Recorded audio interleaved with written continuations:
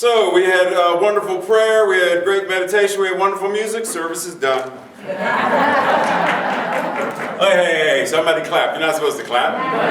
There's still good stuff for today. Come on now. So it's great to be back. That's first, that I want to say.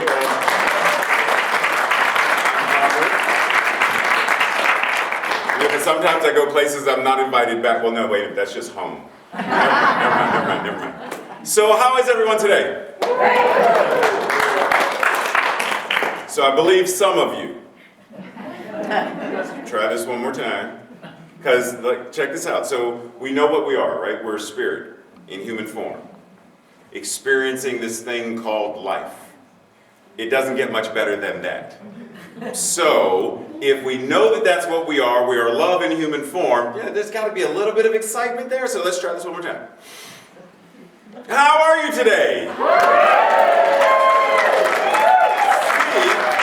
Exactly. Okay, that's what I'm talking about. So today, what are we talking about today? Peace. Peace. More specifically, give peace a chance. So there was this song, all we are saying is give peace a chance. Y'all must have planned on singing. Right? Okay, so, but first of all, what is peace? I mean, if we're going to give it a chance, we have to know what it is. So what is peace to you? Harmony. Contentment. Serenity. Give me two more. Love, tranquility. Okay.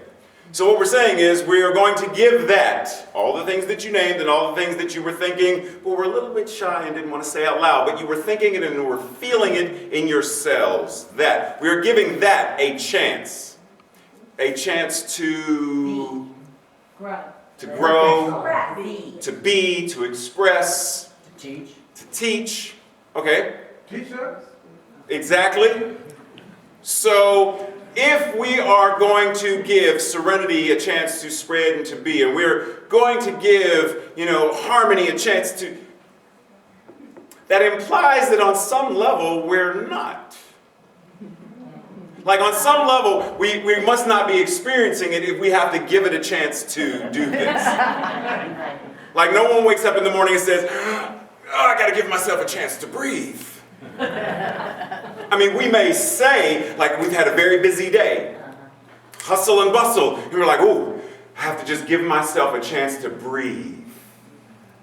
And we say that as a colloquialism, as a figure of speech, because we know that if you get so busy in your day, it's like, I got to wash this and got to do this and got to do this. I forgot to breathe.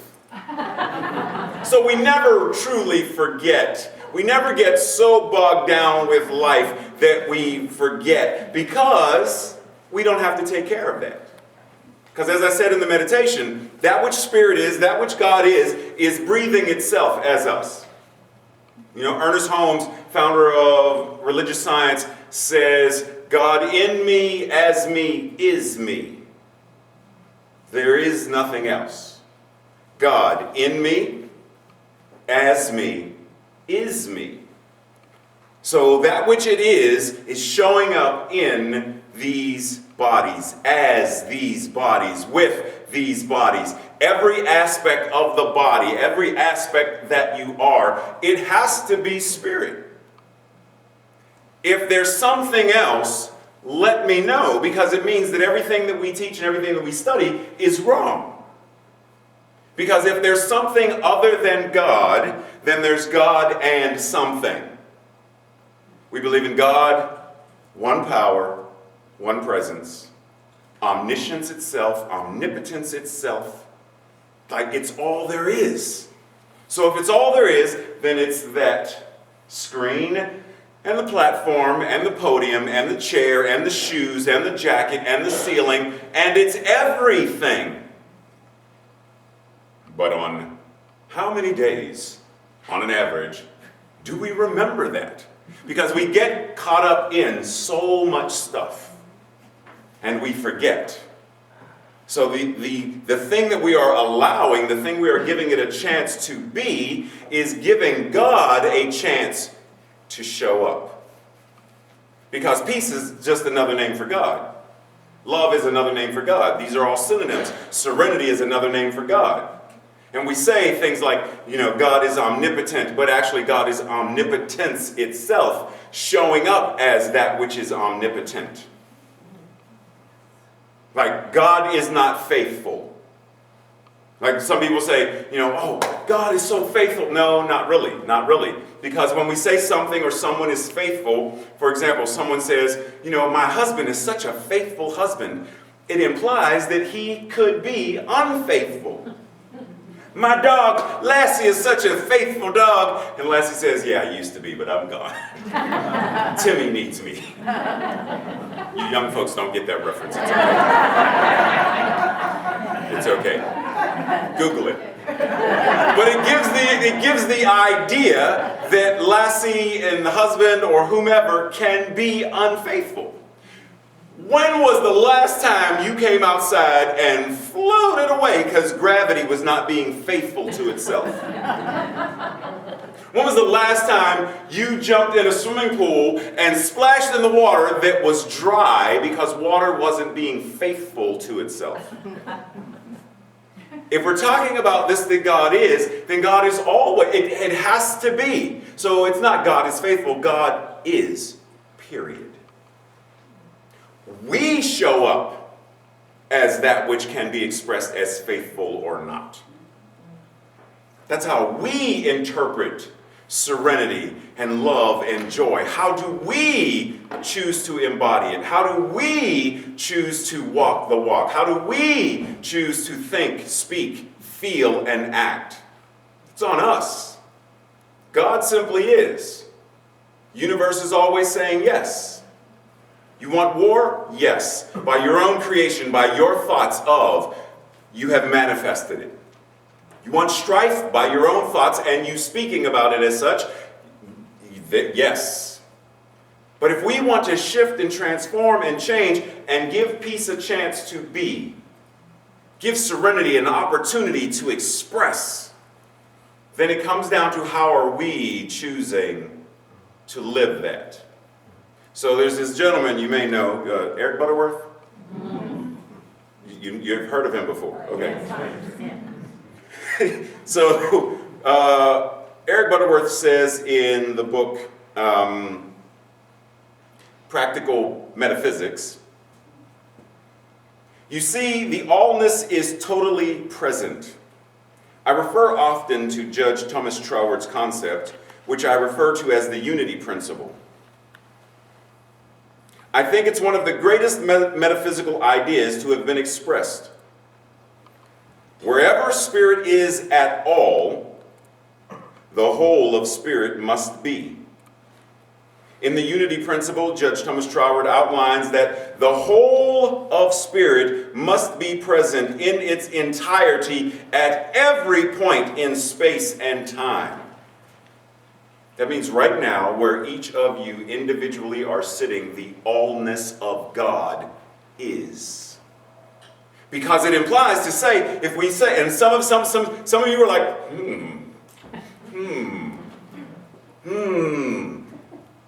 that's a lot.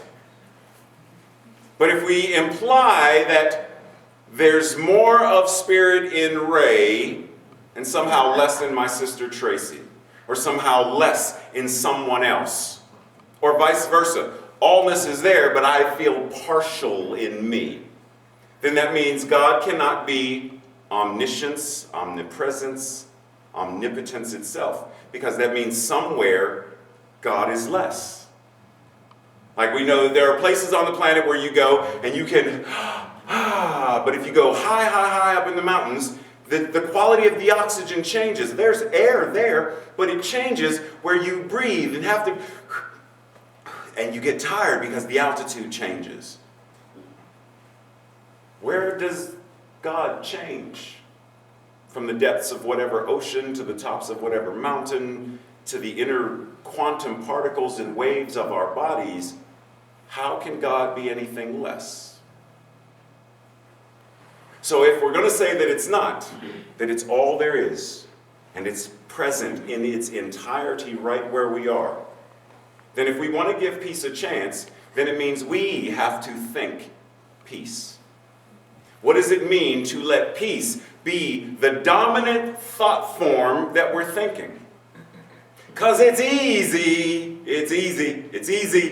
to be in traffic, get cut off, see someone not use a blinker, have someone, and it's easy to have road rage well up, where you're sitting in the car and the first thing you want to do, swim up. But you don't. Because it's easy to let anger well up. It's easy to let those very colorful adjectives roll off the tip of your tongue. It's easy. Why would Ram Dass say, so if you ever want to know just how enlightened you are, spend a weekend with your family. Go home, visit the folks. Hang out with the kids. Because they know the buttons. They know them. And they will run up to you and be like, hey, oh, you're being peaceful today. Boop, boop, boop, boop, boop. Now you're not. They know where they are. So that's easy. The more challenging thing is to stand in this power and this presence and say, I don't know why they're driving that way, but let me bless them, that they get where they are going safely. That whoever is in that car is God, the car is God, the road they are on is God, and simply this is God blessing that aspect of itself wherever it is going. Now what do I do with the anger? Because I still feel it. And you have to give yourself the space to feel it. Because otherwise it's metaphysical malpractice and bypass. So if you feel angry, give yourself the space to feel it. But it's what do we choose to do with it? Do we choose to, because a lot of us will, so listen here. 3 weeks ago, I know I'm telling you an old story, but 3 weeks ago somebody cut in front of me and didn't use their turn signal. This is really hot, but I've grown comfortable to the heat of holding on to the anger. And so when the prayer chaplain says, just put it down, Ray, just put it down. Wow, that was easy. I have it again, yes, because you picked it back up. See, if you're going to put it down to now let peace marinate in mind, in word, in heart, in action, then we have to say, okay, so what is the benefit that I am deriving from holding on to this? And a lot of us, I will speak for myself, for many years of being the abused child, of being the victim, you grow comfortable with that story. You grow comfortable. I've grown comfortable with telling people, don't expect too much, because I was abused. Don't think too highly of me because I'm going to disappoint you because I was abused, I was beaten, I was battered, I was this and I was that.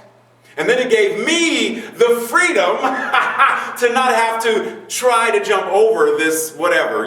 People put the bar and it's like, oh, I got this. Run, jump. I'm over it. It's like, yeah, no, that's for you winners. I'm a loser. I'm a victim. I don't do that stuff. I walk under the bar. Okay, so if you're going to walk under the bar, then let's lower it so you can limbo under it then. Like, no matter what it is, there can be a skill development in it. But we're the ones who choose. We're the ones who take accountability and ownership on what we feel, because everything we feel, it's ours. Because think about it. Just because someone cut you off doesn't mean you have to be angry. No, but it's because of how we interpret what that means. When someone calls us a name, it's what we interpret that name to mean. That name means disrespect. That word means, and because of that, I'm interpreting it this way, and because of that, now my response is fury, anger, depression, sadness, angst, whatever it is. But if we're going to have peace, and let peace express, because it already is.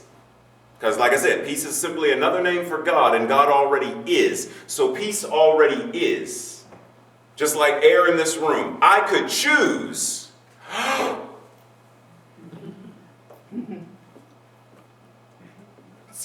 this last?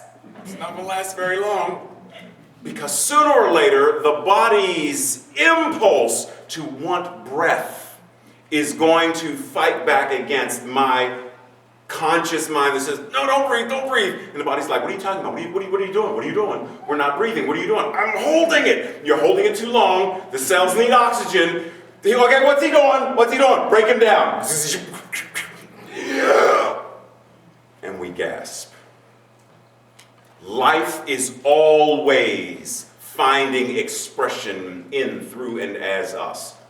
Always. Which is why when we are thinking discord, life is always seeking expression, so it's going to express as discord. Because that's what God does. God is ever expanding consciousness, always creating and creating and creating and creating. And it doesn't care what it creates. So it's simply doing what it does. The piano doesn't care if I go over there and G, A, G, E, G, A, G, E. Like, the piano's like, okay, we're not used to the novice, but okay. Or the piano's like, wow, we're playing discord today. Okay. The piano doesn't care. It simply does and acts based upon what is placed upon it. Spirit, the law of creation, simply does what is placed upon it. So if we want to give peace a chance, right? Like, there is no anthropomorphic God that says, no, you're not getting that. No, I'm not letting you create that. No, because then there's separation. So if God, consciousness is all there is, the moment that we are thinking it, then that means God is thinking it. Whatever we are thinking is in the mind of God. Because if it's not, then there has to be our mind and then God's mind. And there's only one mind. That mind is God's mind. That mind is infinite wisdom and power and presence and joy, and that mind is our mind right now. But if we are going to live from that space, then it means we have to take a step back. What am I thinking on any given day? Check in. What am I thinking? What am I speaking about when I'm talking to friends and family? When I'm at home talking to myself? I don't talk to myself. Yes, you do. Why are you telling them you don't? Shh, do not tell you to stay in the car. So it doesn't matter who we are talking to. What are we talking about? When we are feeling whatever emotions we are feeling, how often do we pause and say, what am I feeling right now? 12:35 in the afternoon, Wednesday. I feel agitated. Why? Because what we may find is the agitation from Wednesday afternoon actually started Saturday evening. And it's unresolved. And if it continues to be unresolved, it builds and builds and builds until now it's 10 years later, and it's a chronic something. And step back. So the work is identify what I'm thinking. What am I talking about? What am I feeling? And then how am I showing up? Because if we want to give peace a chance, then it has to be these hands. It has to be based on where these feet, where this body shows up. Butterworth also says, the word I comes from a Sanskrit root word, which means fountain. This is beautifully significant, for when your mind is remolded from within, you are synchronized with the omnipresent flow of God, which streams out in the very act of seeing. You see from the consciousness of God. Thus, you actually project this consciousness toward anything that your eye beholds. What you see, you become, because of the outforming process of the mind. So if we use these eyes and we look and we see discord, disharmony, dis-ease, then we are creating more space for it too. So what are we doing? Because there's one thing to see it and acknowledge it as an experience. Yes, it is an experience. Coronavirus right now is an experience that some bodies are experiencing. But when we say things like, she has the flu, I have depression, or, I've been getting seen for my depression for 3 years now. Oh, it's yours? We are taking ownership of it. We are making it ours. And if that's what we're doing, then yes, peace is saying, can you give me a chance? Like, coach, put me in, coach. Come on. Okay, I'm being benched again. Because coach is choosing to play the other players, the star player. Yes, I'm depression, and I will knock everything down.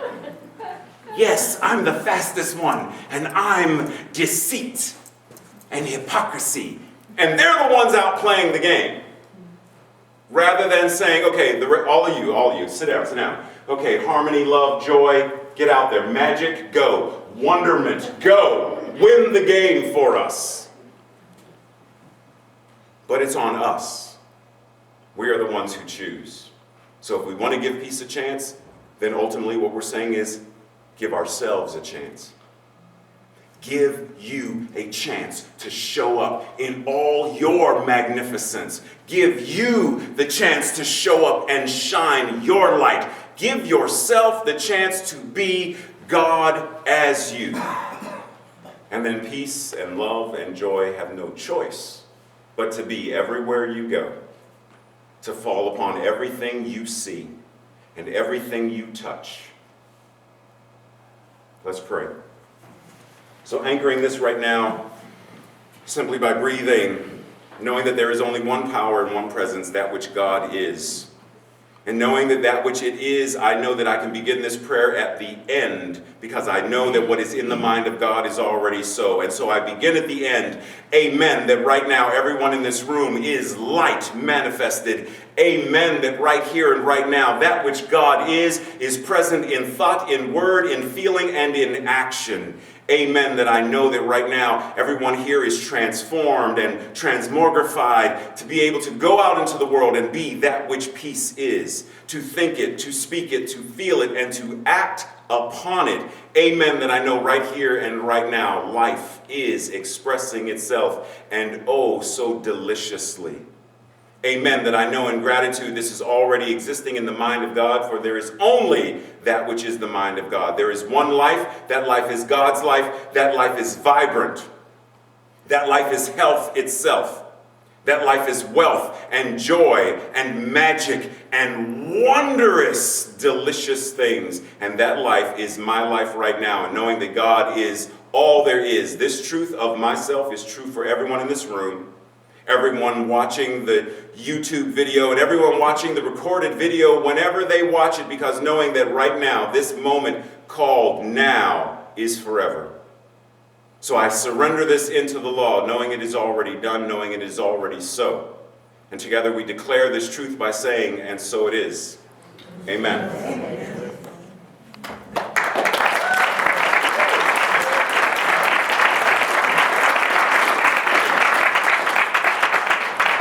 Thing to say, because if I don't say it, Reverend Ogan told me to say hello.